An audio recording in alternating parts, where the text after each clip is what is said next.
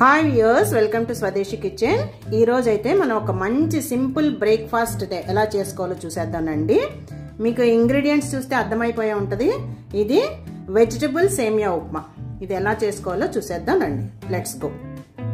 So these are the ingredients: సేమియా, ఉల్లిపాయ, పచ్చిమిర్చి, కరివేపాకు, అల్లం ముక్కలు, అలాగే జీడిపప్పు, ఒక్క పులావాకు, 2 లవంగాలు, ఒక చిన్న యాలుక్కాయ, అలాగే ఒక ½ ఇంచ్ దాల్చిన చెక్క, ఒక స్టార్ ఎనైస్, కొద్దిగా స్టోన్ ఫ్లవర్ కొంచెం, అలాగే తాలింపుకు ఆవాలు, శనగపప్పు, మినప్పప్పు అండ్ క్యారెట్ తురుము, పొటాటో తురుము, టొమాటో, పుదీనా, సేమియా.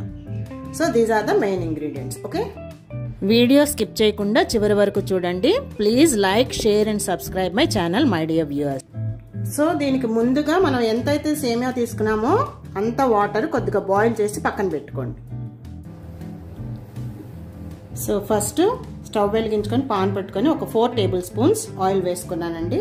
అది కాగిన వెంటనే తాలింపు వేద్దాం. సో ఫస్ట్ ½ టేబుల్ స్పూన్ ఆవాలు, అవి చిటపట్లాడిన వెంటనే మనం తీసుకున్న హోల్ గరం మసాలా లైట్గా, అలాగే జీడిపప్పు అండ్ శనగపప్పు, మినపప్పు, ఇవి దోరగా వేయించుకుందాం. ఇవి వేగిన వెంటనే ఫస్ట్ మనం ఆనియన్స్, పచ్చిమిర్చి, అలాగే అల్లం ముక్కలు, కరివేపాకు వేసేసుకొని వీటిని కూడా ఆనియన్స్ ట్రాన్స్పరెంట్గా అయ్యే వరకు వేయించుకుందాం. దీంట్లోనే పుదీనా కూడా వేసి ఫ్రై చేద్దాం, మంచి స్మెల్ వస్తుంది. ఆ తర్వాత వెజిటబుల్స్ యాడ్ చేద్దాం.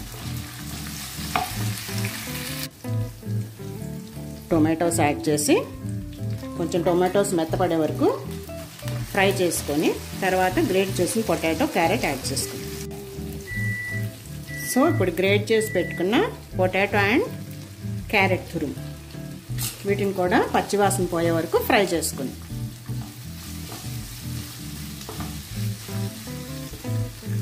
దీంట్లోనే సాల్ట్ యాడ్ చేసుకోండి, రుచికి సరిపడినంత. సో ఇది వెజిటబుల్స్ కంతా ఇలా పట్టించండి.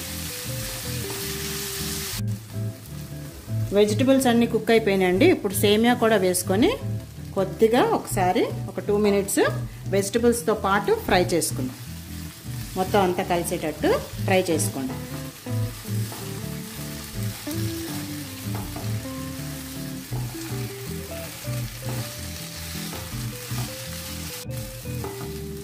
ఆల్రెడీ ఈ సేమియా రోస్టెడేనండి, సో ఎక్కువసేపు ఫ్రై అవ్వక్కర్లేదు. మీ దగ్గర పచ్చి బఠానీ ఉంటే అది కూడా వేసుకోవచ్చు.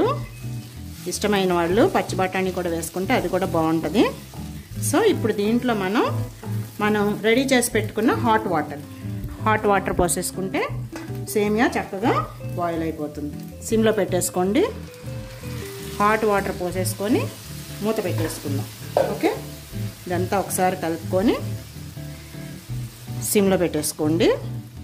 చక్కగా కుక్ అయిపోతుంది సేమియా. దీనికి ఎక్కువ వాటర్ పట్టదండి, 1కి 1, 1.5 అంతకన్నా మించి పట్టదు. ఎక్కువ పోసామంటే ఇంకా ముద్దలాగా అయిపోతుంది. మీకు చక్కగా పొడి పొడిగా రావాలంటే ఇలా చేసుకోవాలి. ఓకే, సో మూత పెట్టేసి ఒక 2 మినిట్స్ అయ్యాక ఓపెన్ చేసి చూద్దాం.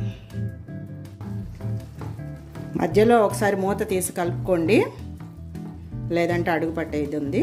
సో ఒకసారి మొత్తం కలుపుకొని ఈ వాటర్ కూడా ఎగిరిపోయే వరకు మూత పెట్టేసుకోండి.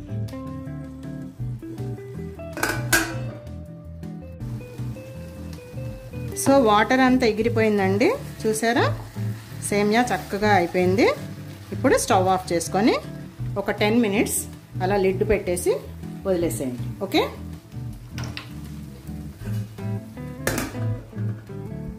ఎంతో healthy and easy breakfast recipe అండి. వెజ్ సేమియా ఉప్మా ఇలా సర్వ్ చేసుకోండి మీకు నచ్చిన విధంగా.